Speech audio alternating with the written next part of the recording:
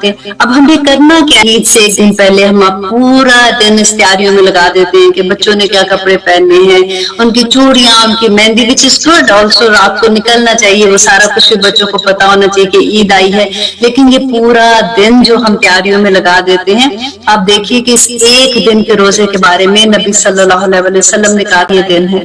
اور آپ دیکھیے کیونکہ رمضان میں آپ دیکھیے کہ کیا ہوتا ہے، ہم لوگوں کو پتا ہے کہ آخری جو 10 راتیں ہیں اس کے اندر 5 راتوں میں سے کوئی ایک ایسی رات ہے، طاق راتوں میں سے جو لیلۃ القدر، جس میں اللہ سبحانہ تعالیٰ نے فرمایا تھا کہ تنزل الملائکۃ والروح فیہا بإذن ربہم من کل امر سلام ہی حتی مطلع الفجر۔ تو ہم اس کو تلاش کرنے کے لیے ہم 5 راتوں کو جاگتے ہیں، ہمیں یہ ڈر ہوتا ہے کہ کہیں ایسا نہ ہو کہ وہ رات ہم سے مس ہو جائے۔ اور یہاں پہ تو دیکھیے کہ یہ دن، ایک دن اللہ سبحانہ تعالیٰ نے بتا دیا، اس میں کچھ ڈھونڈنے کی بات نہیں ہے نا۔ اور پھر پہلے عید کی نماز ہوگی، پھر خطبہ ہوگا، ٹھیک ہے؟ اور صحابہ کا بھی یہی طریقہ رہا ہے۔ عید کی نماز کے لیے نہ اذان ہے نہ اقامت ہے، یہ یاد رکھنے کی بات ہے۔ آپ کے دور میں بھی کوئی اذان اقامت نہیں کی جاتی تھی، ڈائریکٹ نماز شروع، اسی لیے آپ دیکھیں کہ ایک دم اللہ اکبر کی آواز آتی ہے اور پھر تکبیرات بار بار جو کرتے ہیں۔ امام کے سترے کا خیال کرنا ضروری ہے، کیونکہ آپ صلی اللہ علیہ وسلم کھلے میدان میں نماز پڑھتے تھے تو سترہ رکھتے تھے۔ اور عید کی نماز جو ہے صرف 2 رکعت ہے، پہلی رکعت میں قرات سے پہلے 7 اور دوسری میں 5 تکبیرات، تکبیرات کے درمیان سکتہ یعنی تھوڑی سی خاموشی، یعنی اللہ اکبر اللہ اکبر اللہ اکبر نہیں کرنا چاہیے، بلکہ اللہ اکبر اللہ اکبر اللہ اکبر رک رک کے پڑھنی چاہیے، اور ان کے درمیان کوئی مخصوص ذکر نہیں ہے۔ تکبیرات کے درمیان اللہ کی حمد و ثنا ہے، ہر 2 تکبیروں کے درمیان اللہ کی حمد و ثنا ہے، مطلب دل میں جیسے سبحان اللہ یا کچھ اس طرح۔ ہر تکبیر کے ساتھ ہاتھ اٹھانا اور باندھنا، یعنی جب اللہ اکبر کہیں گے تو ہاتھ باندھیں گے بھی۔ اچھا، پچھلی دفعہ مجھ سے کسی نے سوال کیا تھا کہ بعض لوگ جب نماز کے لیے کھڑے ہوتے رفع یدین کے بعد ہاتھ سینے میں باندھتے ہیں اور بعد چھوڑ دیتے ہیں، دونوں طرح ہی جائز ہے۔ جو سینے میں باندھتے ہیں اس میں تحقیق کی ہے میں نے، تو وہ سینے پہ جو باندھتے ہیں اس میں یہ ہے کہ وہ اس بات کو دلیل کے طور پہ لیتے ہیں کہ حتیٰ یعنی ہر عضو اپنی اصل جگہ پر آ جائے، تو نیچے جانے سے پہلے ہاتھ سینے پر تھے تو اٹھ کر بھی اپنی جگہ آ جائے سے مراد ہو کیا لیتے ہیں کہ پھر سینے پر ہی آ جائے، اور بعض اس کو سیدھا ہی چھوڑ دیتے ہیں اور وہ سیدھا رکھ کر اپنی جگہ پر سمجھتے ہیں کہ آ گئی۔ تکبیرات کے ساتھ رفع یدین کرنا ہوگا، اور پھر نماز کی طرح دائیں ہاتھ بائیں ہاتھ کے اوپر سینے پر۔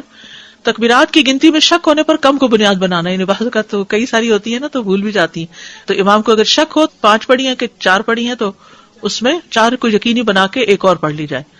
عید کی نماز میں قرات، نبی صلی اللہ علیہ وسلم سبح اسم ربک الاعلی اور اللہ تعالیٰ کا حدیث الغاشیہ پڑھتے، بعض اوقات عید اور جمعہ اکٹھا ہو جاتا تو بھی اس میں آپ یہی صورتیں پڑھا کرتے تھے۔ اسی طرح 2 اور صورتیں اقتربت الساعہ اور قاف بالقرآن المجید بھی ملتی ہے کہ آپ پڑھا کرتے تھے۔ عید سے پہلے اور بعد میں کوئی نماز نہیں، اس دن آپ اشراق اور چاشت وغیرہ نہیں پڑھیں گے، صرف عید کی نماز ہی کافی ہے، عید منائیں۔ نماز کے بعد خطبہ ہوگا، خطبہ نہ سننے کی رخصت ہے۔ یہ بات یہاں بتانی اس لیے ضروری ہے کہ بعض لوگ جب اٹھ جاتے ہیں نا تو جو بیٹھے ہوتے سنتے ہو کہتے ہیں کتنے خراب لوگ ہیں، یہ خطبہ بھی نہیں سنا اور نکل گئے ہیں، تو یہ نہیں سوچنا چاہیے کسی کے بارے میں، کیونکہ خطبہ سننا فرض نہیں ہے۔ عبداللہ بن صاحب رضی اللہ عنہ سے روایت، انہوں نے فرمایا میں رسول اللہ صلی اللہ علیہ وسلم کے ہمراہ نماز عید میں شریک ہوا، آپ نے ہمیں عید کی نماز پڑھائی، پھر فرمایا ہم نے نماز پڑھ لی ہے، اب جو شخص خطبہ سننے کے لیے بیٹھنا چاہے بیٹھ جائے، جو جانا چاہے وہ چلا جائے، رخصت ہے، سہولت ہے۔ کیونکہ آپ دیکھیے کراؤڈ ہی اتنا زیادہ ہوتا ہے کہ اگر کچھ لوگ پہلے نہ نکلے تو سب کا ایک دم عید ختم ہونے کے بعد اکٹھے نکلنا بھی کافی رش پیدا کر دیتا ہے، شاید اس میں ہی حکمت ہو یا جو بھی اللہ جانتا ہے۔ عیدین سے متعلق کچھ اور احکامات۔ عید کی نماز کا وقت سورج طلوع ہونے کے بعد سے لے کر زوال کے وقت تک ہے، جلدی بھی پڑھی جا سکتی ہے، ٹھہر کے، جو اشراق چاشت وغیرہ کا ٹائم ہے وہی ٹائم ہے اس کا، کیونکہ دن کی نماز ہے۔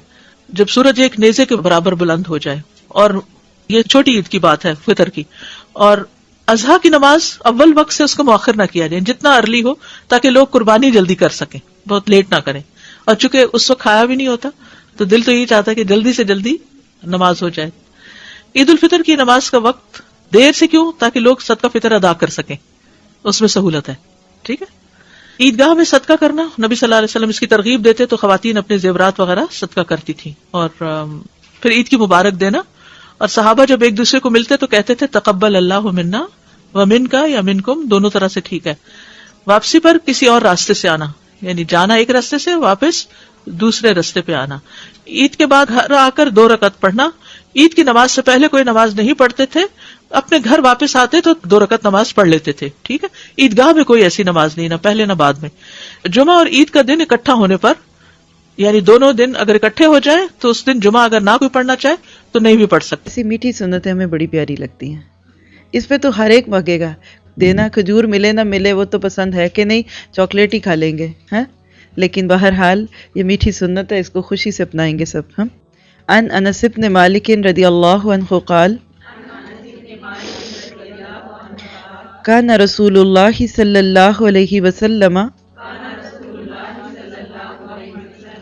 لا یغدو یوم الفطر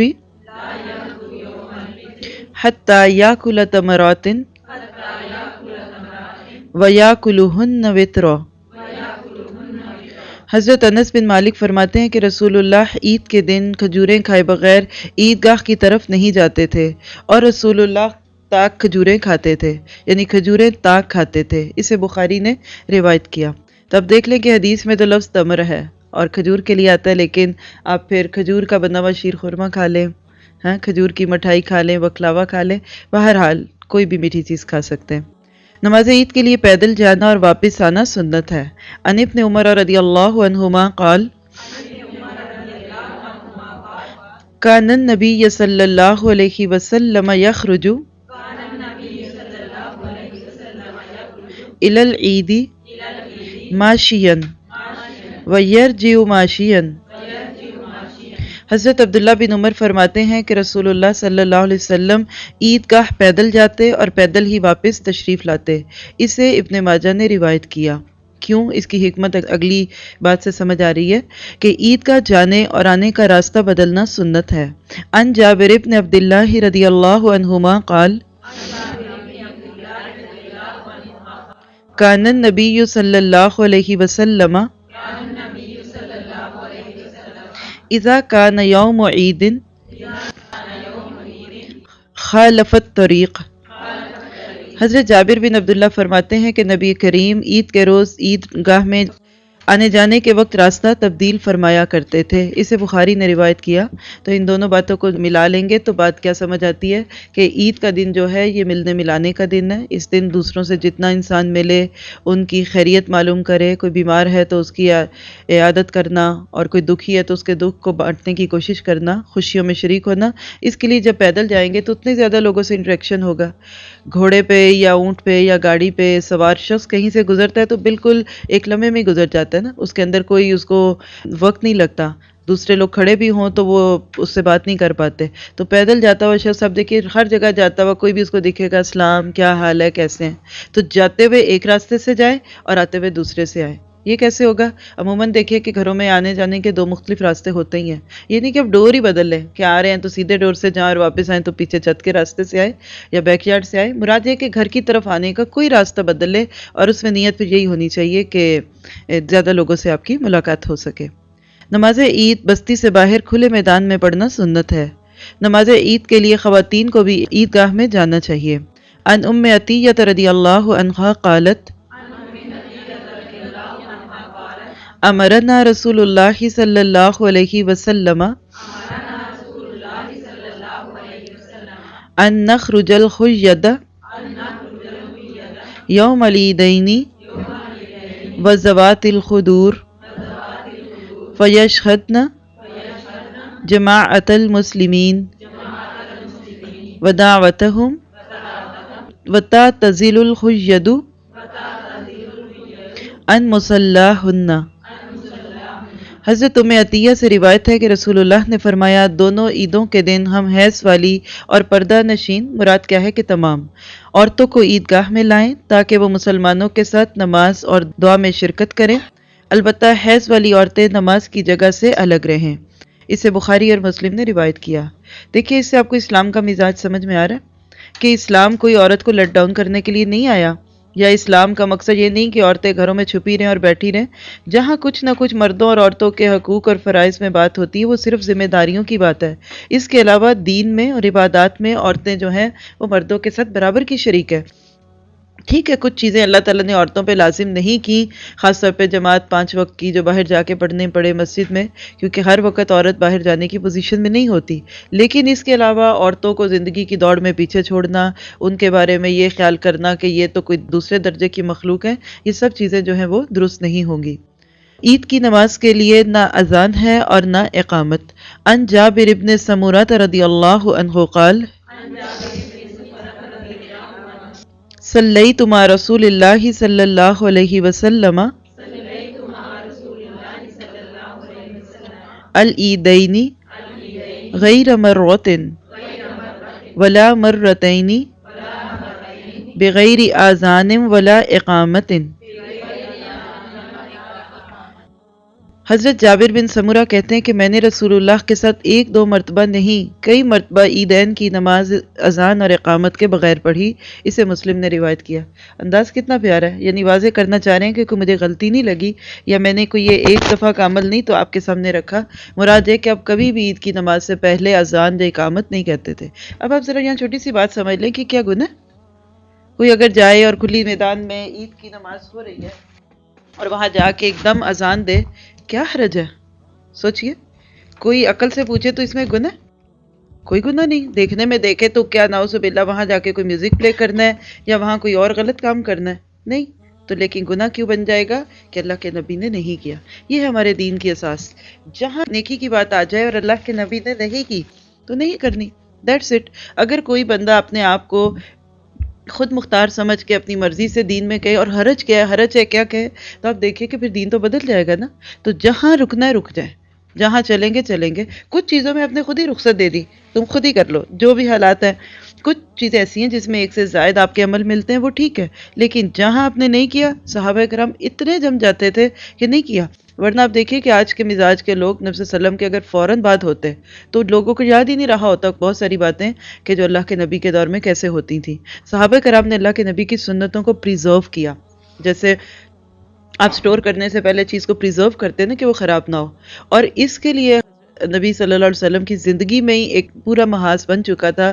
لوگ اتنے زیادہ اوبیڈینٹ اور اطاعت گزارتے اور عاجز مزاج تھے کہ کسی بات میں اللہ کے نبی کی زندگی میں بھی آگے نہیں جاتے تھے۔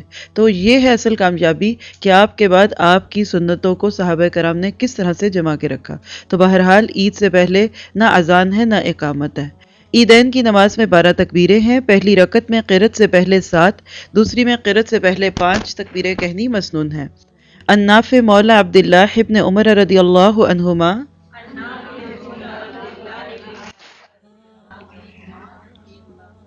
انہ قال شہدت الاضحیٰ والفطر مع ابی ہریرہ رضی اللہ عنہ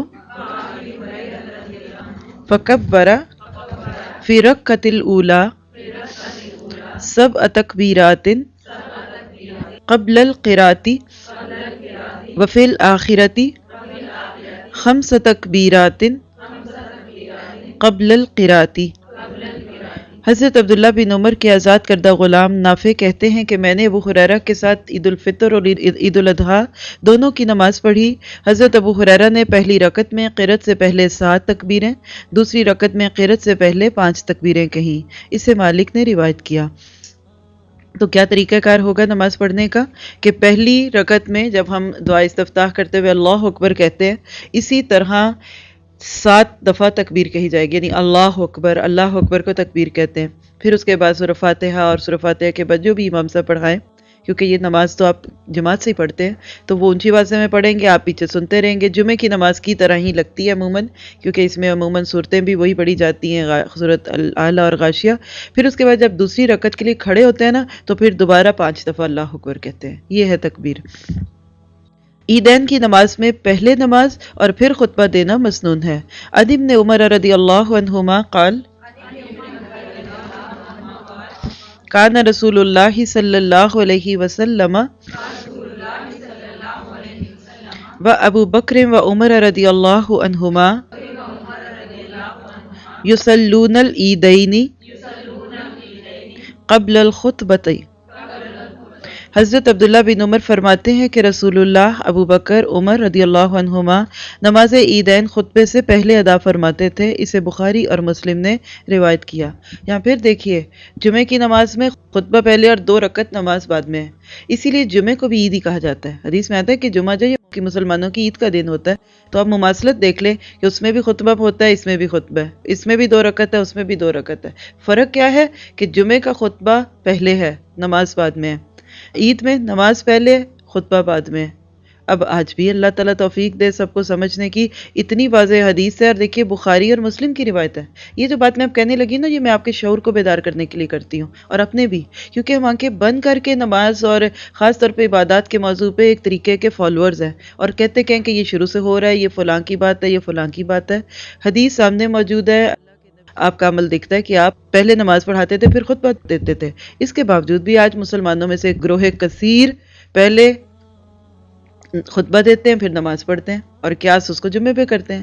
تو اب یہ چیزیں نہ میں نے جو جا کے کہیں نماز پڑھانی ہے عید کی، نہ آپ نے پڑھانی ہے، کیونکہ عورتیں تو پڑھا ہی نہیں سکتی، لیکن صرف یہاں سے مزاج سمجھنے کی ضرورت ہے کہ جب مزاج دلیل والا ہو جاتا ہے، جب انسان ریفرنسز اور ایویڈنسز کو بیس بناتا ہے، تو پھر وہ کسی دوسرے کے بات کو ایسے ہی نہیں آنکھیں بند کر کے مان لیتا۔ نماز عید سے قبل یا بعد میں کوئی نماز نہیں۔ عن ابن عباس رضی اللہ عنہما قال خرج النبی صلی اللہ علیہ وسلم یوم اضحیٰ او فطر فصلی رکعتین لم یصلی قبلہما ولا بعدہا۔ حضرت عبداللہ بن عباس کہتے ہیں کہ رسول اللہ عید الاضحیٰ یا عید الفطر کے دن نماز کے لیے تشریف لے گئے، 2 رکعتیں نماز پڑھائی، نہ اس سے پہلے کوئی نماز پڑھی اور نہ اس کے بعد کوئی نماز پڑھی۔ اسے مسلم نے روایت کیا۔ کیا حرج تھا؟ اور یہی عمل ایک صحابی نے دیکھا کہ دوسرے صحابی ہیں، تو وہ عیدگاہ میں گئے اور جا کے 2 رکعت نفل شروع کر دیے۔ جب سلام پھیری تو دوسرے صحابی نے ان سے کہا کہ یہ کیا؟ ہم نے تو اللہ کے نبی کے ساتھ اتنی دفعہ نماز پڑھی، نہ آپ نے پہلے پڑھی اس کے بعد نہ بعد میں پڑھی۔ تو اس شخص نے کہا کیا حرج ہے، یعنی فارغ تھا، پڑھ لی جو بھی موقع تھا۔ انہوں نے کہا کہ میں تمہیں اللہ کے نبی کا عمل بتاتا ہوں اور تم کہہ رہے ہو کہ کیا حرج ہے۔ کہنے لگے کیا میری نماز مجھے جہنم میں لے کے جائے گی؟ یعنی یہ 2 نفل ہی ہے نا، یہ مجھے جہنم میں لے کے جائیں گے؟ کہا نہیں، تیرے 2 نفل تجھے جہنم میں نہیں لے کے جائیں گے، نبی کی نافرمانی تجھے جہنم میں لے کے جائے گی۔ اب دیکھیں ہیں 2 ہی نفل نا، یہی 2 نفل جب کوئی عیدگاہ میں آ کے پڑھ لیتا ہے، جان کے بھی سمجھ لیں یا چڑھانے کے لیے بھی کہ کیا حرج ہے، تو یہ اس کے لیے ایک وعید ہو سکتے ہیں۔ اور یہی 2 نفل جب بلال رضی اللہ عنہ وضو کے بعد پڑھا کرتے تھے تو ان کے جنت میں جانے کا سبب بن جاتے ہیں۔ تو اصل چیز کیا ہے کہ جہاں نبی روکے وہاں رک جاؤ، وما آتاکم الرسول فخذوہ، جو دے وہ لے لو، وما نہاکم عنہ فانتہوا، جس سے وہ روکے اس سے رک جاؤ۔ اس سے آپ بہت سارے مغالطوں سے بچ جائیں گے۔ صرف ایک اصول پہ اپنی زندگی کی بنیاد ڈال لیں کہ جہاں نبی کی بات مل گئی، دلیل مل گئی، کرنا ہے، اور جہاں دلیل نہیں پھر وہاں خود ساتھ پابندیاں بھی نہیں لگانی۔ آج ہمارے دین کا جو حلیہ بگڑا ہوا ہے نا، اس کا ریشو بدلا ہوا ہے۔ غلوف کی آیتوں میں آپ دیکھ ہی رہتے ہیں، سورۃ نساء کے آخر میں جو آتا ہے کہ نہ غلوف کرو، غلوف سے ہی اصل میں ریشو خراب ہوئے ہیں۔ جب بہت زیادہ مرچیں ڈال دی جائیں، بہت زیادہ چینی ڈال دی جائے تو کھانا اچھے کی بجائے خراب ہو جاتا ہے۔ بالکل اسی طرح دین بھی خراب ہو جاتا ہے جب اس کو اللہ کے نبی صلی اللہ علیہ وسلم کے طریقوں سے کم یا زیادہ کر لیا جائے۔ نماز عید کے بعد گھر واپس آ کر 2 رکعت نماز پڑھنا مستحب ہے۔ عن ابی سعید الخدری رضی اللہ عنہ قال کان رسول اللہ صلی اللہ علیہ وسلم لا يصلي قبل العید شيئا فإذا رجع إلى منزله صلى ركعتين۔ حضرت ابو سعید خدری فرماتے ہیں کہ رسول اللہ نماز عید سے پہلے کوئی نماز نہیں پڑھتے تھے، البتہ نماز عید کے بعد جب گھر واپس تشریف لاتے تو 2 رکعت نماز ادا فرماتے۔ اسے ابن ماجہ نے روایت کیا ہے۔ اگر جمعے کے روز عید آ جائے تو دونوں پڑھنے بہتر ہیں، لیکن عید پڑھنے کے بعد اگر جمعے کی بجائے صرف نماز ظہر ادا کی جائے تو بھی درست ہے۔ عن ابی ہریرہ رضی اللہ عنہ عن رسول اللہ صلی اللہ علیہ وسلم انہ قال اجتمع عیدانی فی یومکم ھذا فمن شاء اجزأہ من الجمعۃ وإنا مجمعون ان شاء اللہ تعالی۔ حضرت ابو ہریرہ نے رسول اللہ سے روایت کی کہ نبی اکرم نے فرمایا تمہارے آج کے دن میں 2 عیدیں یعنی ایک عید اور دوسرا جمعہ اکٹھی ہو گئی ہیں، جو چاہے اس کے لیے جمعے کے بدلے عید ہی کافی ہے، لیکن ہم جمعہ بھی پڑھیں گے۔ اور کچھ لوگ ویسے ہی ہر جمعے کو عید سمجھ کے پھر جمعہ پڑھتے ہی نہیں کہ ہمارا تو ہر دن ہی عید ہے، ہاں؟ خاص طور پہ مجبوری ہو جب کوئی نہ پڑھ سکے یا کوئی بیچ میں کام حائل ہو، تو یہاں دیکھیے کہ ایک رخصت ہے لیکن اس کے باوجود بھی اللہ کے نبی نے کہا کہ ہم پڑھیں گے۔ اس سے کیا پتہ چلتا ہے کہ اسلام ہر چیز کو اس کا ڈیو حق دینا چاہتا ہے۔ عید کا دن اگر ملنے ملانے کا دن ہے، ایکسٹرا چیزیں ہیں، کوئی انسان کی زندگی میں ایسے ایکٹیویٹی ہے، اور تھوڑا جسٹ فار چینج بھی جمعے کے دن عید آ گئی تو پھر چلو صبح عید پڑھائے، وہاں خطبہ بھی ہو گیا، تذکیر ہو گئی، نصیحت ہو گئی، 2 نفل بھی پڑھ لیے، وہی روحانی قوت جو مسلمان کو جمعے کے دن ملنی ہوتی ہے وہ مل گئی ہے۔ تو جب مل گئی ہے اب تمہاری مرضی ہے، پڑھ لو، نہ پڑھو نہ پڑھو۔ یعنی صرف حکموں کو اسلام ہمارے اوپر لاگو نہیں کرتا بلکہ اس کی وزڈم اور اس کی لاجک بھی سمجھاتا ہے۔ ابر یعنی بادلوں کی وجہ سے شوال کا چاند نظر نہ آئے اور روزہ رکھ لینے کے بعد معلوم ہو جائے کہ چاند نظر آ چکا ہے تو روزہ کھول دینا چاہیے۔ اگر چاند کی اطلاع زوال سے قبل ملے یعنی 12 بجے آلموسٹ جو ہمارے ہاں معروف ٹائم ہے تو نماز عید اسی روز ادا کر لینی چاہیے، اور زوال کے بعد اطلاع ملے تو نماز عید دوسرے روز ادا کی جائے گی۔ ان ابی عمیر بن انس ان امومۃ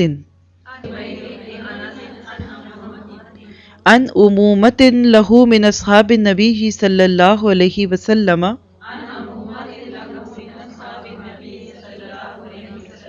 ان رکبا جاؤوا الی النبی صلی اللہ علیہ وسلم یشہدون انہم راؤوا الہلال بالامس فامرہم ان یفطروا واذا اصبحوا یغدوا الی مصلاہم۔ حضرت ابو عمیر بن انس اپنے چچاؤں سے جو کہ اصحاب نبی میں سے تھے روایت کرتے ہیں کہ بعض سوار نبی اکرم کی خدمت میں حاضر ہوئے اور گواہی دی کہ انہوں نے گزشتہ روز شوال کا چاند دیکھا ہے۔ چنانچہ رسول اللہ نے صحابہ کرام کو حکم دیا کہ وہ روزہ توڑ دیں اور فرمایا کہ لوگ کل صبح نماز عید کے لیے عیدگاہ میں آئیں۔ اسے ابو داؤد نے روایت کیا۔ یہاں بھی دیکھیے کہ اسلام کی ایک بہت ہی پیاری چیز ہمیں دکھ رہی ہے کہ کس طریقے سے لوگوں کی مجبوریوں کا اور ان کے پہنچ میں کسی چیز کے نہ ہونے کا خیال کرتا ہے۔ کہ رمضان تھے، لوگ منتظر تھے رات کو چاند دیکھنے کے، نہیں دکھا بادلوں کی وجہ سے، کوئی اور بھی وجہ ہو سکتی ہے۔ اب لوگوں نے تراویح پڑھی، سحری کھائی اور یہ روزہ رکھ لیا۔ اگلے دن صبح اٹھ کے کوئی شخص کھلے میدانوں سے، جگہ سے، ادھر سے ادھر سے، قریب کی جگہ سے آتا ہے، کیونکہ اس دور میں ٹیکسٹ میسج نہیں تھے، پیجرز نہیں تھے، سیل فون نہیں تھے، انٹرنیٹ نہیں تھا کہ ایک لمحے میں کہیں دکھے تو پوری دنیا میں خبر دے دی جائے۔ اب وہ آ کے بتاتا ہے کہ نہیں میں نے دیکھا تھا۔ اب وہ ایک شخص ہے صرف دیکھنے والا اور عادل ہے، اس کے اوپر کوئی شک نہیں ہے، تو اس کے اس گواہی دینے کی بنیاد پہ پھر اس دن کو عید کا دن منایا جائے گا۔ اگر 12 سے یعنی زوال کے وقت سے پہلے کا وقت ہو تو سب جمع ہو کے عید کی نماز پڑھ لیں گے، اور اگر اس کے بھی بعد ایون پتہ چلتا ہے تو روزہ تو کھول دیں گے لیکن عید کی نماز اگلے دن پڑھیں گے۔ کیا پتہ چلا؟ آج کا دور ہو تو کتنے دھڑے بن چکے ہوں۔ اس وقت دنیا میں جو ہر رمضان اور ہر عید الاضحیٰ سے پہلے جو جھگڑا اٹھتا ہے وہ یہی دکھتا ہے کہ ہم عید کس دن کریں، یہاں کے چاند سے کریں یا سعودی عرب کے چاند سے کریں، اور اس طرح کی کہانیاں کرا کے امت ٹوٹی پڑی ہے۔ یعنی اس وقت تو مجھے لگتا ہے کہ سسکیاں نکل رہی ہیں امت کی صرف ہمارے یہ چھوٹے چھوٹے جھگڑوں سے۔ ہو گیا، ہر دن عید ہے، کوئی بڑی بات نہیں ہے، کوئی حلال اور حرام کا مسئلہ نہیں ہے۔ عید کی نماز جو سنت نماز ہے اس کے لیے تو اتنا جھگڑتے ہو، اور اسی دن فجر کی نماز پتہ نہیں کتنوں نے پڑھی نہیں ہے۔ تو ان چھوٹی چھوٹی باتوں کو بنیاد نہیں بنانا چاہیے، ہو جائے گی اگلے دن۔ اس کی وجہ سے اب دیکھیے کہ کتنے اختلافات ہیں۔ ایک بندہ روزے سے گھر میں، دوسرا عید منا رہا ہے، دوسرے دن دوسرا کہتا ہے کہ عید کی وجہ سے روزہ حرام ہے، تم کیسا روزہ رکھ رہے ہو؟ جھگڑے شروع ہوں گے نا۔ تو ان معاملات میں دل کو کھلا رکھنا چاہیے، بہت زیادہ اس کے اوپر بحث مباحثہ نہیں کرنا چاہیے۔ عیدین کی نماز تاخیر سے پڑھنا ناپسندیدہ ہے۔ عید الفطر کی نماز کا وقت اشراق کی نماز کا وقت ہے۔ ان عبداللہ بن بسر رضی اللہ عنہ صاحب رسول اللہ صلی اللہ علیہ وسلم انہ خرج مع الناس فی یوم عید فطر او اضحی فانکر ابطاء الامام وقال انا کنا قد فرغنا ساعتنا هذه وذلك حین التسبیح۔ رسول اللہ کے صحابی عبداللہ بن بصر روایت کرتے ہیں کہ وہ عید الفطر یا عید الاضحیٰ کی نماز کے لیے لوگوں کے ساتھ عیدگاہ روانہ ہوئے تو آپ یعنی عبداللہ بن بصر نے امام کے نماز میں دیر کرنے پر ناپسندیدگی کا اظہار کیا اور فرمایا ہم تو اس وقت نماز پڑھ کر فارغ ہو جاتے تھے، وہ اشراق کا وقت تھا۔ اسے ابو داؤد اور ابن ماجہ نے روایت کیا، اور سب جانتے ہیں کہ اشراق کا وقت بالکل سن رائز کے بعد کا ہوتا ہے، یعنی سورج جب نکلتا ہے کھل جاتا ہے، ابھی سورج میں وہ حدت اور تیزی نہیں آتی، تو جہاں سب سے پہلے ہو وہ بہترین وقت ہوتا ہے، اور جتنا ڈیلے کریں گے وہ وقت پھر یعنی آگے سے زیادہ آگے چلتا جائے گا، تو بہرحال زیادہ ڈیلے نہیں کرنا چاہیے۔ اور اس میں بھی آتا ہے کہ خاص طور پہ پھر دونوں نمازوں میں عید الاضحیٰ کی نماز اور جلدی پڑھنی چاہیے، وہ تو بس فجر کے تھوڑی ہی دیر بعد جب ذرا سورج نکلنا شروع ہو تو پڑھ لیں، کیونکہ اس کے بعد لوگوں نے قربانی کرنی ہوتی ہے، اور عید الفطر جو ہے وہ اس کی نسبت تھوڑا سا وقت آگے کیا جائے گا۔ عید کا آتے جاتے وقت تکبیریں پڑھنا سنت ہے۔ عن ابن عمر رضی اللہ عنہما انہ کان یغدو الی المصلی یوم الفطر اذا طلعت الشمس فیکبر حتی یاتی المصلی ثم یکبر بالمصلی حتی اذا جلس الامام ترک التکبیر۔ حضرت ابن عمر عید کے دن صبح صبح سورج نکلتے ہی عیدگاہ تشریف لے جاتے اور عیدگاہ تک تکبیریں کہتے جاتے، پھر عیدگاہ میں بھی تکبیریں کہتے رہتے، یہاں تک کہ جب امام بیٹھ جاتا تو تکبیریں کہنی چھوڑ دیتے۔ اسے شافعی نے روایت کیا۔ تکبیر کیا ہے؟ ویسے تو دو تین مختلف ہیں، لیکن جو سب سے مختصر ہے وہ کیا ہے؟ اللہ اکبر، اللہ اکبر، لا الہ الا اللہ واللہ اکبر، اللہ اکبر وللہ الحمد۔ تو اب دیکھیں کہ تکبیرات پڑھنا اللہ تعالیٰ کی بڑائی کو ثابت کرتا ہے، اور صحابہ کرام بازاروں میں گلیوں میں نکل جاتے تھے زیادہ سے زیادہ تکبیرات کہنے کو، خاص طور پہ جو ذی الحج کے شروع کے دن ہوتے ہیں جب عید الاضحیٰ سے پہلے تو یہ بھی چیز آج ہمارے پاس کافی کم ہو گئی۔ جہاں عید کا نام آتا ہے ساتھ ہی نئے کپڑے، چوڑیاں، مہندی اور سوئیاں، شیر خورمہ، بڑی بڑی دعوتیں اور فن کے نام پہ پروگرامز کو اٹینڈ کرنا آتا ہے، لیکن کچھ ایسی چیزیں ہوتی ہیں جو واقعی دین نے ہمیں جو دین جس سے ہم خود بھی اپنے دلوں کو اللہ کے ساتھ زیادہ جوڑ سکتے ہیں اور اپنی اولادوں کو، تو کوشش کیجئے کہ عید کے وقت یہ مسنون تکبیرات خود بھی پڑھیں، بچوں کو پڑھائیں۔ اب سیڈیز میں بھی آتی ہیں، کیسٹس میں لکھی بھی لگا دیں، خود پڑھیں گے، بچے بھی دیکھ کے پڑھیں گے تو انشاءاللہ فائدہ ہوگا۔ اگر کسی کو عید کی نماز نہ مل سکے یا بیماری کی وجہ سے عیدگاہ نہ جا سکے تو 2 رکعت تنہا ادا کر لینی چاہیے۔ امر انس بن مالک رضی اللہ عنہ مولاه ابن ابی عتبۃ بالزاویۃ فجمع اہلہ وبنیہ وصلی کصلاۃ اہل المصر وتکبیرہم وقال اکرمۃ اہل السواد یجتمعون فی العید یصلون رکعتین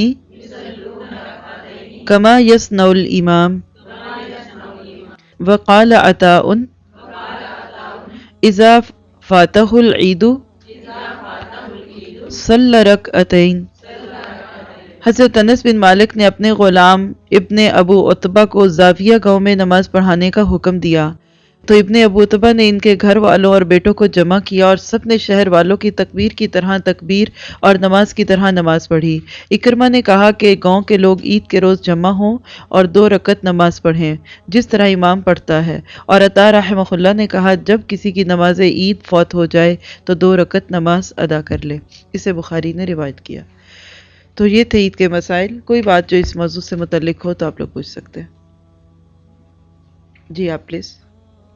ان کا سوال ہے کہ گھر میں اگر کوئی پڑھتا ہے نہ جا سکنے کی وجہ سے تو کیا نیت کرے؟ بس 2 نفل عید کی نماز کی نیت. نماز تو وہ ہو گئی جو وہاں ہوئی, بس 2 رکعت پڑھ لے نفلوں کی نیت سے.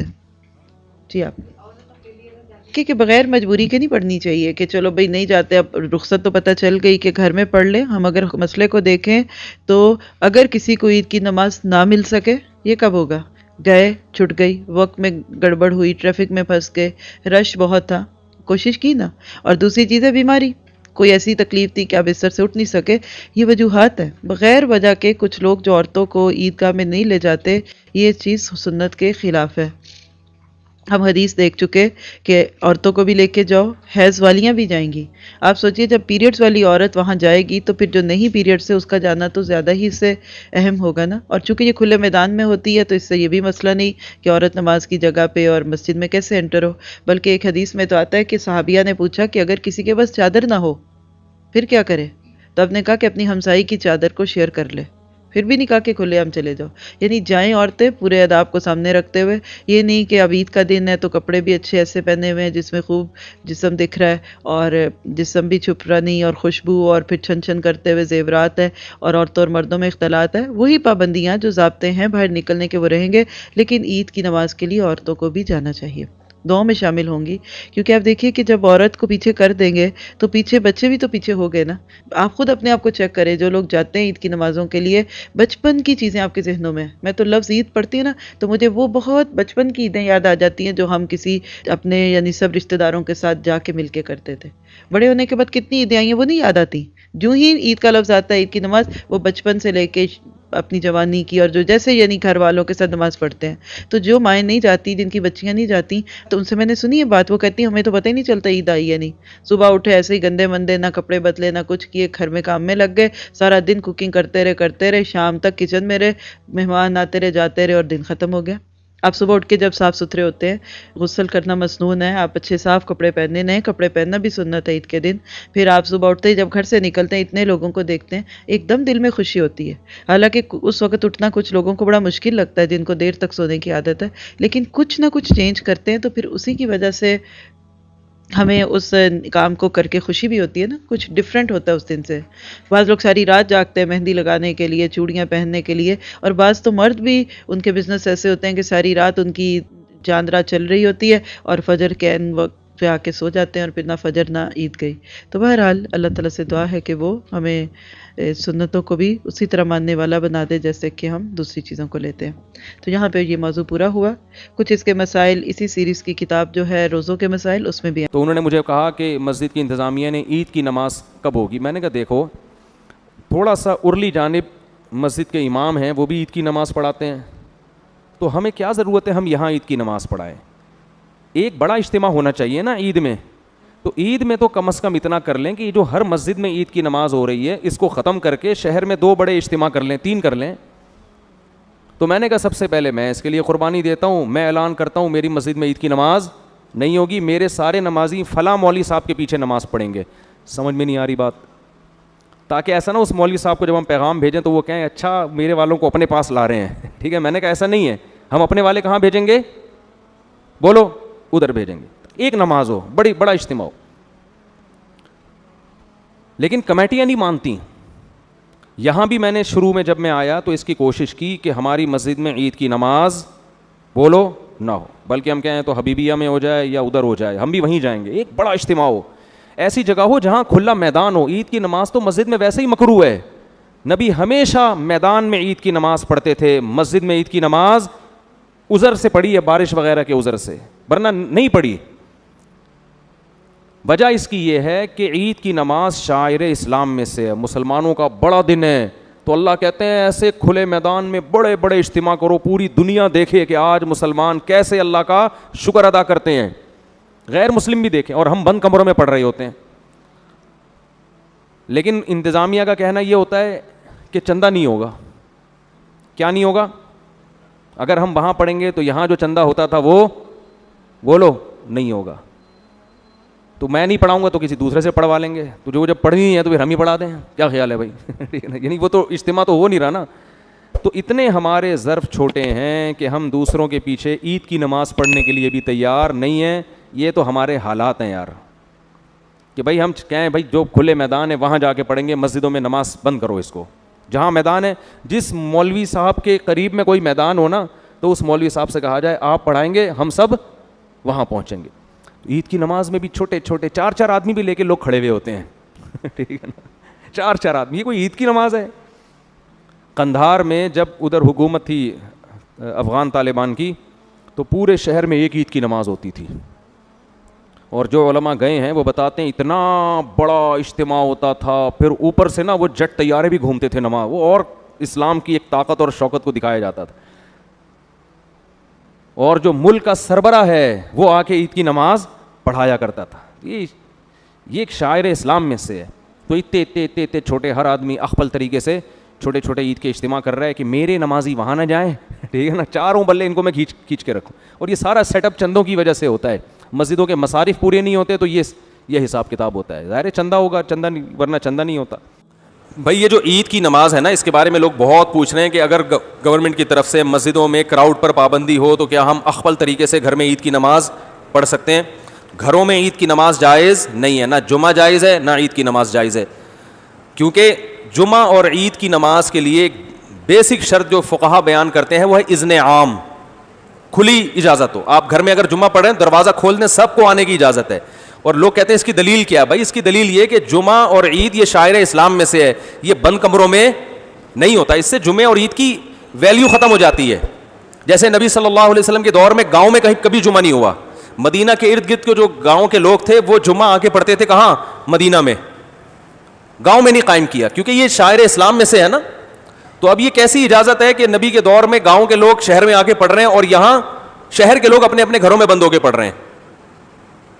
تو ہماری رائے یہی ہے, اور حضرت مفتی تقی عثمانی صاحب کا بھی اسی پہ فتویٰ ہے کہ ان لاک ڈاؤن کے حالات میں گھروں میں آپ ظہر پڑھیں گے, جمعے کی نماز نہیں پڑھیں گے, نہ عید کی نماز پڑھیں گے. عید کی نماز وہاں پڑھ سکتے ہیں کہ جہاں پھر لوگوں کو کھلے عام اجازت دے دیں. تو اگر کسی فیکٹری میں یا کسی ایسی جگہ پہ سب کو آپ نے اجازت دے دی بھائی یہاں آئیں, تو وہ پڑھیں, پھر اجازت ہے. تو یہی رائے ہے. اس کے خلاف جو قول ہے ہماری نظر میں وہ ضعیف ہے. بعض لوگوں نے کہا کہ کسی عذر سے اگر لوگوں کو روک دیں تو پھر مجبوری ہے. ابھی ہم جو گھر کا دروازہ بند کر رہے ہیں وہ تو عذر سے. تو بھائی یہ جو فقہا نے کہا ہے نا کہ اذن عام کہ کھلی اجازت ہونی چاہیے, تو کھلی اجازت ختم تو جب ہی ہوگی نا جب کوئی عذر ہوگا. بلا عذر کون لوگوں کو نماز سے روکے گا؟ تو فقہا کا مطلب یہی ہے کہ عذر ہو یا نہ ہو آپ نے لوگوں کو اجازت دینی ہے. یہ جمعے اور عیدین کی شرائط میں سے ہے. تو مسلم ملک کنٹری ہو یا غیر مسلم کنٹری, وہاں پر اس بات کا اہتمام کریں کہ عید کی اگر آپ کو اجازت ملتی ہے تو پھر تو ٹھیک ہے, نہیں ملتی تو گھروں میں پھر عید کی نماز نہیں ہوگی, نہ خطبہ ہوگا. اپنے کوئی نوافل پڑھنا چاہے تو پڑھ سکتا ہے, وہ عید نہیں کہلائے گا. اور کیونکہ ایک شرعی عذر ہے تو وہ اللہ معاف کرنے والا ہے, اور کیا ہے. باقی مسجدوں میں گورنمنٹ نے اگر اجازت دی ہے, بعض لوگ یہ اشکال کرتے ہیں کہ مسجد میں بھی تو ابھی جمعہ جو ہوتا رہا ہے اس میں کھلے عام اجازت نہیں ہے, وہ تو ایک پابندی ہے کہ اتنے لوگ آئیں گے, اس سے زیادہ نہیں آئیں گے. تو کیونکہ گورنمنٹ کا جب کوئی حکم آتا ہے نا تو شریعت پھر یہ کہتی ہے کہ جو اجتہادی اختلافات ہوتے ہیں حکومت کے آرڈر کے آگے وہ منسوخ ہو جاتے ہیں, یعنی منسوخ کی طرح ہو جاتے ہیں. منسوخ تو نہیں کہہ سکتے یہاں پہ, یعنی وہ کالعدم ہوتے ہیں. تو گورنمنٹ نے چونکہ مسجد میں نماز پڑھنے کی اجازت دی ہے, تو اگر اس میں اذن عام نہ بھی ہو تو حکومت کی پرمیشن کی وجہ سے وہ کیا ہو جائے گی؟ جائز ہو جائے گی.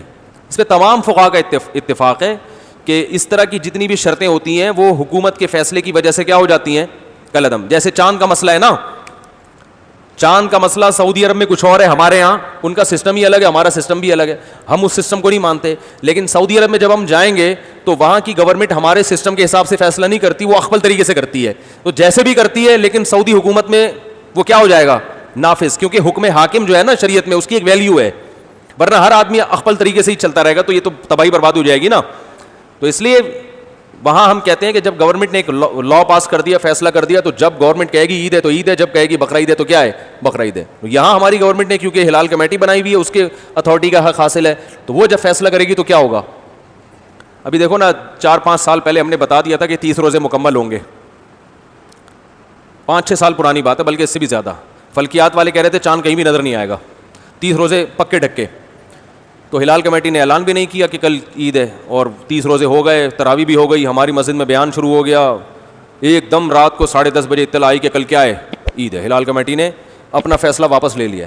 اب ہمارا میٹر تو گھوما تھا کہ چاند کہیں دور دور کا بھی نام و نشان نہیں, پتہ نہیں ان کو نظر کہاں سے آ گیا. لیکن بہرحال ہم نے بھی کیا کیا ہے؟ عید منائیے. کیونکہ اب اپنی رائے میں مسلط کروں گا, بھائی میں اس فیصلے کو نہیں مانتا, ہمارے جامعۃ الرشید بھی نہیں مانتا. بھائی جامعۃ الرشید کوئی گورنمنٹ تھوڑی ہے, تو گورنمنٹ کی طرف سے جو کمیٹی ہے, ہلال کمیٹی, اتھارٹی حکومت کی طرف سے اس کو حاصل ہے. تو جب حکومت کوئی فیصلہ کرتی ہے تو وہ فیصلہ آپ کی رائے پر مقدم ہوتا ہے. ہاں جب تک 100% شریعت کے خلاف نہ چلے. وہ گورنمنٹ اگر یہ فیصلہ کر دے کہ اس دفعہ عید سرے سے ہوگی ہی نہیں, ٹھیک ہے نا, رمضان ہی چلتا رہے گا, یا 30 کے بعد 31 روزے بھی ہوں گے, تو یہ 100% کیا ہے, غلط ہے. اس میں اختلاف رائے کی گنجائش ہے ہی نہیں. تو جو ایسا فیصلہ جس میں اختلاف رائے کی کوئی تک بنتا ہی نہیں ہے, گنجائش ہی نہیں ہے, وہاں یا گورنمنٹ شراب کو حلال کر دے, وہ تھوڑی ہوگا. اسی طرح گورنمنٹ نے جو 4 شادیوں پہ پابندی لگائی ہے, تو یہ پابندی شریعت میں کیا ہے, کالعدم ہے. آپ چھپ کے کر سکتے ہو, چھپ کے نکاح کرو, تو یہ بالکل جائز ہے. تو یہ کیونکہ قرآن میں صاف لکھا ہوا ہے, تو یہ اختلافی مسئلہ تھوڑی ہے. وہ الگ بات ہے کہ اس کے بعد اختلافی مسائل ہی شروع ہوں گے. 4 شادیاں کرنا اسلام میں بالاتفاق جائز ہے, لیکن یہ ایسا اتفاق ہے کہ جیسے ہی کرو گے اختلافات شروع ہیں. بعض اتفاقی مسائل میں اختلافات بہت ہیں. تو خیر, تو اس لیے وہ اذن حاکم کی وجہ سے اس کی مسجد میں اجازت ہے. تو گھروں میں اخفل طریقے سے نہ عید پڑھ سکتے ہیں اور نہ جمعہ. ایک آخری بات یہ کہ اگر کسی عالم کی رائے ہو کہ نہیں پڑھنی چاہیے, تو آپ اس کی رائے کو فالو کریں, مگر پھر تان و تشنیع نہ کریں کہ کلپ بنا کے ادھر میرا کلپ لگا دیا, ادھر دوسرے مولانا صاحب کی یہ کچھ اور کہہ رہے ہیں, وہ کچھ اور کہہ رہے ہیں. اس سے پھٹے بازی کے علاوہ کچھ بھی حاصل نہیں ہوتا. بھائی ہمارے یہ دلائل ہیں, اور مفتی اعظم حضرت مفتی تقی عثمانی صاحب وہ بہت بڑے محقق ہیں, ان کی بھی یہ رائے ہے. تو دلائل کے ان کی تو ایک اور بھی دلیل انہوں نے دی ہے کہ اگر اس طرح سے لوگوں کو جمعے کی اور عید کی اجازت دے دی جائے تو جمعہ اور عید کی ویلیو لوگوں کی نظر میں ختم. آئندہ جب کراؤڈ پہ پابندی جب ہٹے گی نا, تو بھی جس کو جمعہ لیٹ ہو رہا ہوگا وہ بیگم کو کہے گا, بیگم اپنے ماموں کو بلا لو, چچا کو بلا لو, ادھر ہی جمعہ پڑھ لیتے ہیں. اس کا یعنی سیاسی نقصان بھی ہے, سمجھ رہے ہیں نا. جمعہ پڑھنے میں ذرا تاخیر ہو رہی ہے, تو چلو یار ادھر 2-4 بچوں کو کھڑا کیا, خطبہ یاد کرنا کون سا مشکل ہے, دیکھ کے پڑھ لیں گے خطبہ. تو جمعے کی ویلیو بھی ختم ہو جائے گی اس سے, جو جمعے کا ایک بنیادی مقصد ہے کہ کراؤڈ ہو. ویسے ہی 1.5 اینٹ کی مسجدیں ہمارے ہاں ہول سیل کے حساب سے بن رہی ہیں. تو جب اس طرح ہر گھر میں شروع ہو جائے گا تو وہ بھی ہوگا کہ یار آج تھوڑا لیٹ ہو گئے. شروع میں تو یہ ہوگا کہ آج تھوڑا لیٹ ہو گئے تو ہم گھر میں ہی پڑھ لیں گے. اس کے بعد یہ ہوگا کہ لیٹ نہیں بھی ہوں تو ہم جب گھر میں ہو رہا ہے تو یہ مولانا صاحب کی تقریر جا کے کیوں سنیں, ان کے منہ سے خطبہ کیوں سنیں. ویسے بھی مولانا صاحب سے مسجد میں نمازیوں کو اختلافات تو ہوتے ہیں نا, ابھی تو مجبور ہیں کہ یار جیسے مرضی ہیں جمعہ پڑھنا ہے, جا کے کیا کریں, بعد میں جا کے جو مرضی کر لیں. لیکن جب ذرا سے اختلاف ہوں گے, مولانا صاحب ہر جمعے میں 4 شادیوں پہ بات کرتے ہیں, لہٰذا ہم اپنا جمعہ الگ پڑھائیں گے, تو یہ شروع ہو جائے گا حساب کتاب, ٹھیک ہے نا. ذرا سے اختلاف پہ ابھی پابندی ہے بھائی, نہیں ہو سکتا, جس نے آنا ہے مسجد آئے, نہیں تو بس ختم. تو یہ مفتی تقی عثمانی صاحب دامت برکاتہم کی رائے یہ ہے کہ یہ سیاستاً بھی کیا ہے, نقصان دہ ہے. لیکن پھر بھی اگر کسی عالم کی رائے ہے, وہ مصر ہے کہ نہیں گھر میں, تو کوئی ان عالم کو فالو کرتا ہے تو ٹھیک ہے. لیکن ایک تو علماء کا احترام کریں, ایک دوسرے پہ کیچڑ نہ اچھالیں. اگر کوئی عالم یہ کہتے ہیں نہیں گھر میں عید پڑھ سکتے ہیں, جمعہ پڑھ سکتے ہیں, تو بہرحال وہ عالم ہے تو قابل احترام ہے. آپ ان کی رائے سے اگر اختلاف کرتے ہیں تو بھی قابل احترام, اتفاق کرتے ہیں تو بھی قابل احترام. یہ اتنا بڑا مسئلہ نہیں ہے گھر میں جمعہ یا نہ ہونا یا ہونا.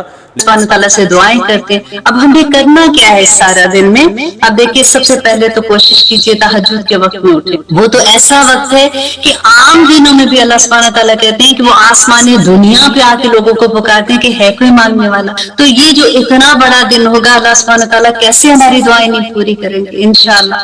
اور اس کے بعد دیکھیے ہمارا فجر کا وقت ہوتا ہے. جب آپ وضو کریں تو آپ اپنے ذہن میں یہ چیز رکھیں کہ نبی صلی اللہ علیہ وسلم نے جو کہا تھا کہ جب ہم وضو کرتے ہیں تو ہمارے سارے گناہ جھڑ جاتے ہیں. جب ہم ہاتھ دھوتے ہیں ہاتھوں کے گناہ, پاؤں دھوتے ہیں پاؤں کے گناہ, منہ دھوتے ہیں, ہماری آنکھیں, ہمارے ناک, ہمارے کان, ہمارے سارے گناہ دھل جاتے ہیں. اب بالکل دماغ میں یہ ایک چیز رکھیے گا, وضو کرتے ہوئے بڑا خوبصورت وضو کریں اور بڑے شوق سے وضو کریں.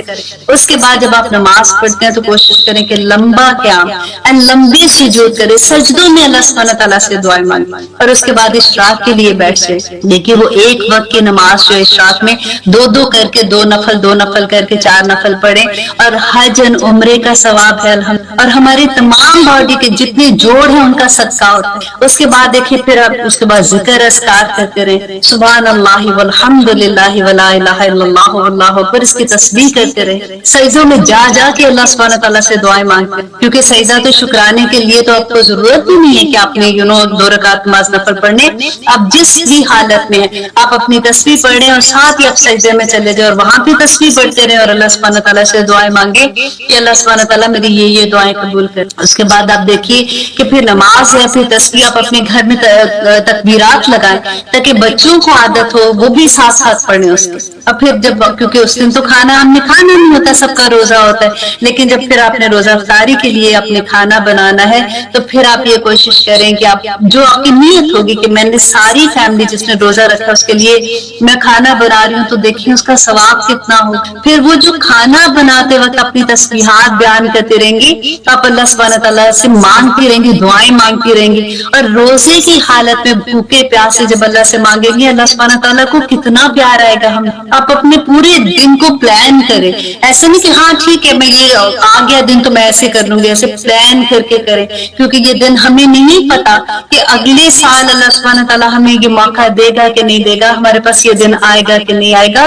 क्योंकि ये तो फॉर श्योर है कि इस दिन अल्लाह सुब्हानहू तआला दुआएं कबूल करते हैं, अल्लाह सुब्हानहू तआला हमसे राजी हो जाएंगे इंशाअल्लाह। सूरत मुल्क भी जरूर पढ़िएगा क्योंकि कब्र के अजाब से भी बचाती है। और फिर जो भी दुआएं हैं, जितनी भी दुआएं अल्लाह सुब्हानहू तआला से मांगे, अल्लाह सुब्हानहू तआला को राजी कर लें। अपनी दुआ में मुझे भी याद रखिएगा। और ये वीडियो जो है आप कोशिश करें कि आप अपने सारे फ्रेंड्स को, जितने भी आपके दोस्त हैं, रिश्तेदार हैं, सबको भेज दें। यू नेवर नो कि किसी को भूल जाए, किसी को इतनी इंपॉर्टेंस का ना पता हो। यूजुअली तो मुझे पता है, हम मुसलमान हैं, हमें से सबको ही पता होगा, लेकिन कई दफा होता है कि जस्ट सा रिमाइंडर हो जाता है, एकदम से लगता है कि ओ अच्छा हाँ मैं भी कर लेती हूँ। तो देखिए अल्लाह सुब्हानहू तआला हमें इस दिन को जाया हम ना करें किसी भी तरह से। हमें ऐसा कोई ऐसा हमसे अमल ना हो जाए कि अल्लाह सुब्हानहू तआला हमसे राजी ना रहे। हम कोशिश करेंगे कि हम ना सिर्फ खुद बल्कि हम अपनी फैमिली को, अपने दोस्तों को, सबको मिला के अल्लाह सुब्हानहू तआला की इबादत करें और अल्लाह सुब्हानहू तआला को राजी कर ले। आमीन सुम्मा आमीन। दुआ में याद रखिएगा। अस्सलाम वालेकुम व रहमतुल्लाहि व बरकातहू। एक इंसान को अगर आप देखें ना, हमारी सबको परमानेंट ये जॉब मिली हुई है अल्लाह सुब्हानहू तआला की तरफ से कि हमने ये पैगाम दूसरों तक पहुंचाना है। और क़यामत के दिन नबी सल्लल्लाहु अलैहि वसल्लम हम पे गवाह होंगे। वो ये बात देखिए, नबी सल्लल्लाहु अलैहि वसल्लम भी ये कहेंगे मैंने अपना पैगाम पहुंचा दिया। अब एक हदीस में आता है कि क़यामत के दिन अल्लाह सुब्हानहू तआला नबियों को जमा करेंगे और उनसे पूछेंगे कि आपने जो मैंने पैगाम दिया था वो पहुंचा दिया क्या? तो नबी, सारे नबी कहेंगे कि हमने पहुंचा दिया। और इसमें एक वाकया बताते हैं हज़रत नूह अलैहिस्सलाम का। तो नूह अलैहिस्सलाम को पूछा जाएगा, नूह अलैहिस्सलाम कहेंगे कि या रब्बुल आलमीन मैंने सारा आपका पैगाम लोगों तक पहुंचा दिया। अब अल्लाह सुब्हानहू तआला कहेंगे कि आप उसका गवाह लेके आए। अब शुहदा अलन्नास, देखिए अल्लाह सुब्हानहू तआला कहेंगे अपना गवाह लेके आए, तो वो उनकी उम्मत से बुलाया जाएगा, उसकी उम्मत से पूछा जाएगा और वो साफ इनकार कर देंगे। और वो ये गवाही जो है ये मुशाहिदे की बना पे नहीं होगी, ये इल्म की बना पे होगी, क्योंकि हमने कुरान में पढ़ा था। अब देखिए जिनको कुरान की समझ नहीं आएगी वो क्या गवाही देंगे। कुरान को समझना कितना जरूरी है। और फिर नबी सल्लल्लाहु अलैहि वसल्लम गवाही देंगे कि मैंने अपना एक एक पैगाम इस उम्मत को पहुंचा दिया था। देखिए हम नबी पे गवाही होंगे। तो किस तरह से ये देखिए वो चेन आप देखें जरा कैसे अल्लाह सुब्हानहू तआला यहाँ पे समझा रहे हैं। और आगे देखिए वमा, और नहीं जाअलना, बनाया हमने अल किबलता, किबला को, अलती, वो जो कुंता तू था, अलैहा, जिस पर, कि नहीं बनाया हमने किबले को जिस पर तू था। मीन्स के वो पहला किबला कौन सा था? बैतुल मक़दस था। तो यहाँ पे अल्लाह सुब्हानहू तआला कह रहे हैं कि वो किबला हमने नहीं बनाया था, उन्होंने खुद अपने लिए वो किबला चुन लिया था। इल्ला, मगर, लिनालमा, ताकि जान ले, मन यत्ताबियु के कौन पैरवी करता है, अर रसूल, रसूल की, मिम्मन यन कालिबा, और कौन फिर जाने वाला है, अला आकिबई ही, अपनी एड़ियों से, व इन, और बेशक, कानत था, लकबीरतन, बहुत मुश्किल, इल्ला, मगर, अलल्लज़ीना, उन लोगों पर, हदल्लाह, जिनको हिदायत दी अल्लाह ने, वमा कान अल्लाह, और नहीं था अल्लाह, लियुदिया, कि वो जाया करता, ईमानुकुम, तो ईमानकुम, तुम्हारे ईमानों को, इन्नल्लाह, बेशक अल्लाह, बिन्नासी, लोगों के लिए, लारऊफुर रहीम, बहुत ही शफीक और रहम करने वाला है। अब देखिए इसमें अल्लाह सुब्हानहू तआला हमें क्या सिखा रहे हैं कि कह रहे हैं कि वो जो किबले पे पहले से अहले किताब जो है वो फॉलो कर रहे थे, वो किबला अल्लाह सुब्हानहू तआला की तरफ से नहीं था। इल्ला, मगर, लिनालमा मन यतबिर, कि अब जो ये किबला चेंज करने की, अभी किबला चेंज नहीं हुआ, ابھی اللہ सुब्हान ताला पहले से नबी सल्लल्लाहु अलैहि वसल्लम को जो बता रहे हैं वो ये कह रहे हैं कि इसकी हिकमत क्या है कि वो ये जान ले कि मन यत्तबी रसूल, कि कौन रसूल की पैरवी करता है, वो मिम्मन यनकालिबु अला अक़िबैहि, और कौन अपने कदमों पे ही फिर जाता, अपनी एड़ियों के बल फिर जाता है। देखिए यहाँ पे कितनी बड़ी बात अल्लाह सुब्हान ताला बता रहे हैं। देखिए नबी सल्लल्लाहु अलैहि वसल्लम की पैरवी, या ताबी जो पैरवी कहते हैं ना, वो कहते हैं कदम ब कदम चलने को कहते हैं। और ये जो पैरवी हुई थी, ये नबी सल्लल्लाहु अलैहि वसल्लम ने मुंह से कुछ नहीं बोला था, कोई आवाज नहीं, कोई कुछ नहीं, उनका एक अमल था जिसको देख के सारों के सारों ने पैरवी की थी। यहाँ पे एक दूसरी बात ये देखिए कि जब भी अल्लाह सुब्हान ताला, आपको पता है कि दुनिया में हमारे पे आजमाइशें हैं, अल्लाह सुब्हान ताला परखते हैं, देखते हैं कि हमारा ईमान किस लेवल पे। जो लोग मक्का में थे मुसलमान, उन्होंने तो वो अपने इम्तिहान में पूरे उतर चुके हुए थे अल्हम्दुलिल्लाह, उन्होंने तो इतनी सख्तियां झेल के भी ला इलाहा इल्लल्लाह का कलमा बुलंद किया था। अब जब नबी सल्लल्लाहु अलैहि वसल्लम मदीना में आते हैं तो मदीना में भी जो पहले मुसलमान हो चुके थे, जिन्होंने बैत कर ली थी, वो लोगों ने भी अपना ईमान जाहिर कर दिया कि जैसे लोग मक्का से मदीना में आए तो उन्होंने अपने घर खोल दिए, अपने कारोबार दे दिए, कि आधा आधा सारा कुछ बांट दिया, तो वो भी अपने टेस्ट में पूरे हो गए। अब ये 15 से 16 महीनों में जो नए मुसलमान हुए थे ना, ये अब उनका टेस्ट था, क्योंकि किबला जो था वो देखें, ये उनके बाप दादा उसी तरफ मुंह करके नमाज पढ़ते थे।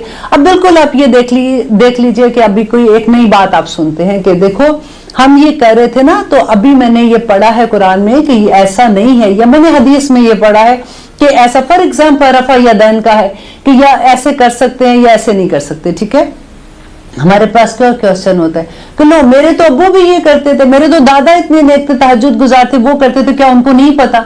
मेरे तो फलां ये करता था, क्या उनको नहीं पता ये ठीक है कि नहीं है? कहते हैं ना, बिल्कुल यही चीज थी कि इतने सालों से लोग उसी किबला की तरफ मुंह करके नमाजें पढ़ रहे थे, इबादत कर रहे थे। तो अब जब किबला बदलने का वक्त आना था तो यही क्वेश्चन आम आदमी के पास आना था, यही उनके दिमाग में आना था कि ये तो हमारे पहले बाजदाद ऐसे कर रहे थे, तो लो अब ये क्या हो गया? और ये हुआ भी, ये बड़ा फितने वाली बात हो गई थी, और कुछ लोग मुर्तद भी हुए थे। लेकिन जो पक्के मुसलमान थे अल्हम्दुलिल्लाह, आप देखिएगा कि कैसे वो उन्होंने किबला को चेंज किया था। तो वो ये अल्लाह सुब्हान ताला कहते हैं कि लिनाअलमा मन यत्तबी रसूल, कि कौन रसूल की पैरवी करेगा, मिम्मन यनकालिबु, और कौन फिर जाने वाला है ला के बही, अपने एड़ियों के बल।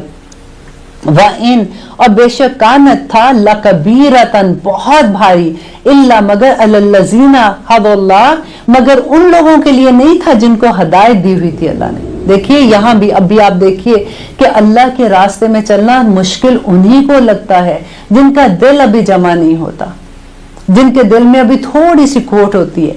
अल्लाह के रास्ते में जो भागते हैं ना, जो चलते हैं भागते हैं, वो लोग होते हैं जो अल्लाह के रास्ते में बिक गए होते हैं, उनको कुछ मुश्किल नहीं लगता।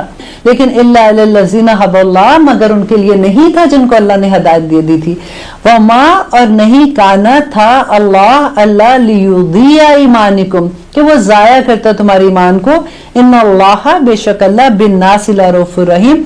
अब क्या हुआ था कि जब किबला चेंज हो रहा था तो अल्लाह सुब्हान ताला बता रहे कि अब ये क्वेश्चन करेंगे, क्योंकि अहले किताब कहेंगे ये पहले वो किबले की तरफ थे, अब ये किबले की तरफ है, जरा ये तो पूछो उनसे जाके कि क्या जो पहले किबले की तरफ नमाज पढ़ते थे तो उनकी कबूल होंगी कि नहीं, वो जाया हो जाएंगी? इसका जवाब भी अल्लाह सुब्हान ताला ने पहले से दे दिया कि अल्लाह जाया नहीं करेगा। यहाँ पे ईमान हुकुम जो है ना, ये सलात के लिए है कि अल्लाह तुम्हारी नमाजों को, तुम्हारी इबादत को कबूल जाया नहीं करेगा। बेशक अल्लाह सुब्हान ताला तो बहुत शफीक है, बहुत रहीम है। अल्हम्दुलिल्लाह, यहाँ पे रहीम से मुझे एक हदीस याद आती है कि एक दफा नबी सल्लल्लाहु अलैहि वसल्लम सहाबा के साथ खड़े हुए थे, तो कुछ लोग जो है वो जंग से, जैसे होता है ना कि वो कैदी आते हैं, तो उनमें औरतें भी थी। तो एक औरत को देखा कि वो पागलों की तरह फिर रही है, भाग रही है, अपने बच्चों को आवाजें दे रही है। उसका बच्चा छोटा था जो गुम हो गया था, तो वो इधर भाग रही है, उधर भाग रही है। तो अचानक उसकी नजर पड़ती है कि उसका बच्चा दूर थोड़ा सा, आप याद करें जरा मदीना में जब गर्मी का आलम होता है, तो इतनी गर्मी में इवन ह्यूस्टन में भी आप देखें कि तपती जरा जमीन होती है ना, तो गर्म हो जाती है। तो वो दूर से देखती है कि उसका बच्चा वहां पे खड़ा हुआ है, तो वो भागती है उसकी तरफ, और भाग के ना फौरन उसके पांव चूमती है, क्योंकि उसको पता होता है कि उसके पांव गर्म जमीन पे लगे हुए हैं ना, तो वो पांव चूमती है, उसको साथ लगाती है अपने। तो नबी सल्लल्लाहु अलैहि वसल्लम देख के उसको कहते हैं, सहाबा को कहते हैं کہ کیا تم یہ دیکھو, تم اس ماں کو دیکھو, کیا تم یہ سوچتے ہو کہ یہ ماں اپنے بچے کو دوزخ میں آگ میں پھینک سکتی ہے؟ دوزخ نہیں, آگ میں پھینک سکتی ہے. صحابہ نے کہا نہیں یا رسول اللہ, کبھی بھی نہیں, اس کی محبت کوئی بھی ماں نہیں پھینکے گی, پر اس کی محبت کا عالم تو دیکھے. تو نبی صلی اللہ علیہ وسلم نے کہا کہ اللہ سبحانہ تعالیٰ اس ماں سے 70 گنا زیادہ تم سے پیار کرتا ہے, وہ کیسے تمہیں دوزخ میں پھینکے گا؟ پھر اللہ سبحانہ تعالیٰ اسی لیے تو کہتے کہ انسان مجھے کیا مصیبت پڑی ہے میں تجھے تکلیف میں ڈالوں, تیرے اپنے اعمال ہی ایسے ہیں کہ تو اپنے آپ کو اس طرف لے کے جاتا ہے.